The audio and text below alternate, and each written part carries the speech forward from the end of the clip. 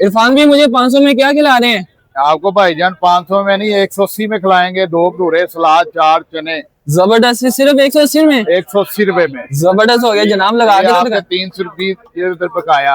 अच्छा जी, 320 रुपए पकाया। हाँ जी। 180 में जरा दिखाएं क्या क्या आ रहा है। ये 180 में भाईजान आ रहा है, ये देखे चने हैं, ठीक है, ये सलाद है, जबरदस्त, वाह वाह, ये भाईजान 4 है, ओए होए होए। ये 180 रुपए में। ये सिर्फ 180 में मिलेगा? 2 भटूरे 200 180। अच्छा, साथ 2 भटूरे? हाँ जी, 2 भटूरे भाईजान ढाक के प्लेट ही दो। लाएं जी 2 भटूरे, लें जी, फ्राई हो रहे हैं 2 भटूरे।